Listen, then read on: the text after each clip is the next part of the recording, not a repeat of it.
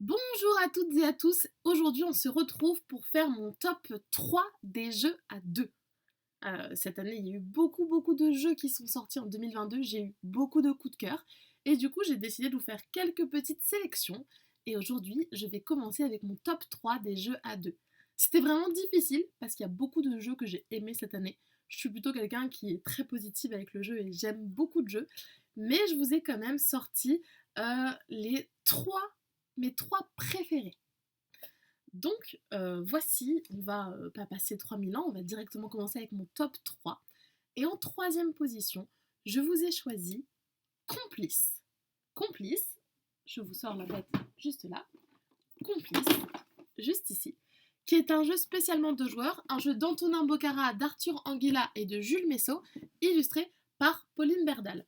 C'est un jeu que j'aime énormément, notamment grâce au matériel assez rigolo qu'il y a dans la boîte, puisque vous avez des lunettes bleues et des lunettes rouges, et en fait vous allez rentrer dans un musée, et vous allez essayer de voler le coffre au trésor et plein de pièces. Mais pour cela, vous allez devoir coopérer avec votre coéquipier et mettre chacun des lunettes. Alors, je vous montre un petit peu. Ça, c'est le matériel. Donc, vous allez cambrioler le musée. Donc, vous allez cambrioler celui-ci. Et chacun va mettre des lunettes. Il y aura des magnifiques lunettes bleues. Et des magnifiques lunettes rouges. Évidemment, moi, je porterai les rouges. Ensuite, quand je mets les lunettes rouges, qu'est-ce qu'il se passe? Il se passe que je ne vois plus les lasers rouges. Je ne vois que les lasers bleus. Et la personne qui met les lunettes bleues ne voit plus les lasers bleus et voit uniquement les lasers rouges.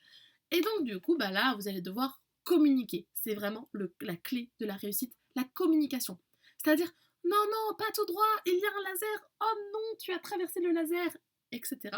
Votre but, c'est que vous avez un temps pour récupérer un maximum de pièces.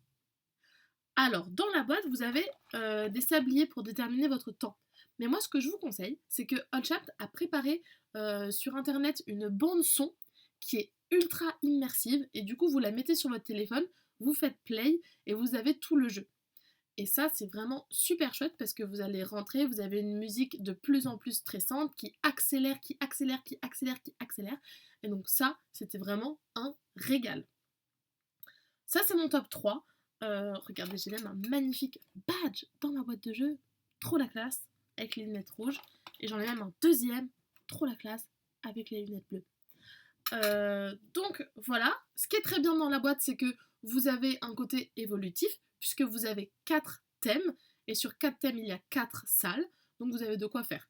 À chaque fois que vous allez faire une partie, vous allez faire les 4 salles d'un thème, et ça va crescendo. C'est de plus en plus difficile. Le dernier, je crois que c'est celui qui est dans l'espace. Et là, en fait, vous avez les vaisseaux qui sont, oui c'est ça, c'est la fusée, et vous avez les vaisseaux qui sont complètement recourbés, voyez. Alors que dans les premiers, dans le manoir, c'est des choses qui sont un petit peu plus. Ça, c'est le deuxième en plus, c'est le musée. Dans le musée, vous voyez, c'est des traits un peu plus droits. Donc, ça, j'ai beaucoup aimé, parce qu'il y a le côté évolutif et de plus en plus compliqué. Donc, voilà. Ce qui est super chouette aussi, c'est que c'est un jeu de joueurs d'ambiance et coopératif. Il n'y en a pas tant que ça en jeu de joueurs coopératif d'ambiance. Et donc du coup, pour ça, il fait partie de mon top 3. C'est un jeu qui est édité chez Hot Chaps et qui est distribué par BlackRock.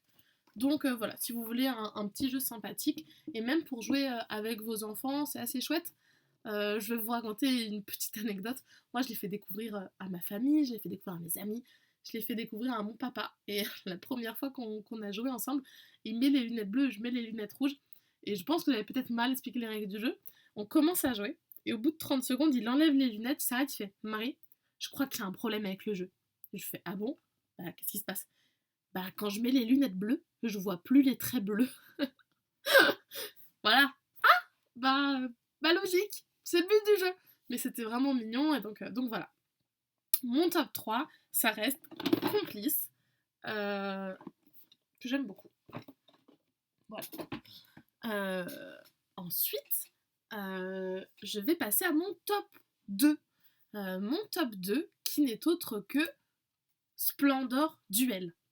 Splendor Duel, peut-être que vous en avez déjà entendu parler ou pas. C'est la version spéciale de joueur de Splendor. Splendor qui est vraiment très connu. Alors, qu'est-ce que j'ai à dire dessus? J'ai à dire que déjà, ce jeu, le Splendor Duel, fait que j'enlève Splendor de ma ludothèque. Il fait sortir Splendor de ma ludothèque. En effet, j'ai beaucoup de jeux et parfois il faut également faire des choix. Et je l'ai vraiment beaucoup plus aimé que Splendor. Et donc du coup, pour moi, c'est un indispensable dans une ludothèque. Ce sera Splendor Duel. Euh, pour ceux qui ont l'habitude de jouer à Splendor ou qui ont déjà joué à Splendor, euh, on va dire qu'il y a beaucoup de choses qui vont être similaires, sauf que la récupération des petites ressources vont être très différentes. On est toujours sur un matériel très qualitatif, et ça c'est toujours très appréciable. Mais voilà, on a ce côté, on a gardé le côté qu'on aimait bien dans Splendor, où on avait des jetons, voyez-vous, des jetons comme des jetons de poker, en plus petits, qui sont vraiment magnifiques, hop, qui sont vraiment, ça va faire un peu de bruit, qui sont vraiment trop chouettes. L'idée, ça va être de remporter la partie. Et il y a, ce que j'ai beaucoup aimé dans ce jeu, c'est qu'on a 3 manières de remporter la partie. Premièrement, c'est d'avoir 20 points au total. Deuxièmement, c'est d'avoir 10 points dans une couleur. Et troisièmement, c'est de récupérer 10 couronnes. Alors, très souvent, vous allez devoir vous aller vraiment sur une des 3 manières de gagner. Mais le fait que les 2 autres existent, même si souvent vous allez peut-être pas les faire, etc., et bah, elle vous oblige à faire certains moves que vous n'aurez pas fait si elles n'existaient pas. Par exemple, si quelqu'un va faire les couronnes et qu'il a déjà 5 couronnes, bah vous allez prendre la carte à 2 couronnes, alors qu'en fait cette carte elle ne vous intéresse pas du tout, mais c'est intéressant pour bloquer l'adversaire. Du coup, il faut vraiment bien regarder ce que fait l'adversaire. Vous avez des cartes, les cartes elles sont comme celle-ci. C'est ces cartes-là en fait qui vont vous permettre de faire des points. En haut, vous avez les points de victoire. Sur le côté, vous avez ce que ça vous rapporte comme joyaux, puisque les cartes, ce sera aussi des joyaux, et du coup, vous allez pouvoir le faire avec. Je ne vais pas profiter de cette vidéo pour vous expliquer toutes les règles complètes. Vous avez plein de vidéos sur le net avec plein de fois les règles. Ce serait bien trop long. Mais en tout cas, ce que je compte vous dire, c'est que ce jeu est très très bien fait au niveau matériel. Et à jouer, c'est vraiment un régal. Regardez, vous avez des magnifiques petits parchemins. C'est aussi la petite nouveauté avec Splendor, c'est que ces parchemins, ça vous fera des petites choses bonus. Je vous le conseille, vraiment. Je dirais que c'est un peu plus dur que du simple familial. Je le mettrais dans du initié moins familial plus. Mais pour changer un petit peu, c'est vraiment un très beau jeu. On est sur des parties d'une trentaine de minutes, ce qui est très correct. Moi, j'ai beaucoup joué dans le train, et dans le train, ça fonctionne très bien. La boîte est aussi grosse et pleine de vide que pour Splendor. De base, non. Non, la boîte est vraiment très bien remplie, comme vous pouvez le constater. Hop, la boîte est vraiment pile poil, vous avez tout le matériel dedans. Après, on remet le petit sachet, on remet ça. C'est nickel pile poil, il y a ce qu'il faut. Il n'aurait pas fallu une boîte plus petite, c'est très bien. Oui, les parchemins sont vraiment trop mimi. Hop. Non, donc ça, c'est vraiment un très chouette jeu que je vous conseille si jamais vous avez aimé Splendor. C'est vrai qu'au départ, on pouvait se dire pourquoi faire un Splendor duel quand Splendor marche bien à deux. Et moi, j'étais un peu. Ça faisait des années que j'avais Splendor, des années que Splendor ne ressortait plus. Et je me suis dit, quand Splendor Duel est arrivé, je me suis dit, ça va pas être un jeu pour moi, puisque j'ai fait le tour de Splendor, etc. Splendor marche déjà très bien à deux, pourquoi faire un duel? Mais en fait, la toute nouvelle mécanique pour récupérer les jetons, c'est-à-dire que vous avez un plateau carré avec tous les jetons les uns à côté des autres, et vous pourrez en prendre 3 à côté, en diagonale, en colonne ou en ligne, et il faut jamais en avoir plus de 10. Et en fait, cette petite mécanique-là, ce petit twist où on remplit, etc., ça, j'ai trouvé ça vraiment super bien. Donc, ça reste différent, et je vous le conseille pour votre top. En effet, mon top 1, comme vous l'avez deviné, c'est évidemment District Noir. Tout à fait. District Noir, c'est un jeu de... je vais essayer de dire les auteurs, mais je suis désolée si j'écorche les noms. Un jeu de Nao Shimamura et Nobutake Dogen. Voilà, donc District Noir. Moi, je trouve les illustrations, c'est illustré par Vincent Rocher. On a eu au graphisme également Simon Caruso, qu'on félicite. Moi, je trouve la boîte magnifique. Voilà, elle est petite, elle fonctionne bien. J'aime beaucoup l'univers, voilà. Vous allez être à la tête des organisations criminelles et vous allez devoir être le dernier, etc. Et ça va être trop bien. Ce que j'aime, c'est sa simplicité. Dans le jeu, vous avez simplement des cartes. Ça paraît super simple et on se dit ah oui, c'est juste ça, mais justement, c'est juste ça. Et il y a une courbe d'apprentissage du jeu. Moi, la première fois que j'ai joué, j'ai fait 4 parties d'affilée parce que j'avais envie de tester plein d'autres trucs et parce que j'ai vu que j'avais fait des erreurs et que j'avais envie d'aller voir plus loin. Et ce côté addictif, parce que c'est un jeu qui va durer entre 5 et 15 minutes, parce que c'est un jeu qui se joue vite, parce que c'est un jeu où évidemment il y aura un peu de hasard et par moments vous allez avoir de la chance et la partie va se finir vite. Mais très souvent ce n'est pas que du hasard et c'est vraiment vous et vos choix. Est-ce que je prends maintenant ou pas? Pourquoi? Je vais vous l'expliquer. Vous avez des cartes. Sur ces cartes, vous allez avoir des cartes bonus qui vous rapporteront des points à la fin de la partie, des cartes avec des numéros et des couleurs, et des cartes avec des moins. Vous avez également 3 cartes qui sont des cartes villes. Et comment vous allez jouer à District Noir? Comment on gagne?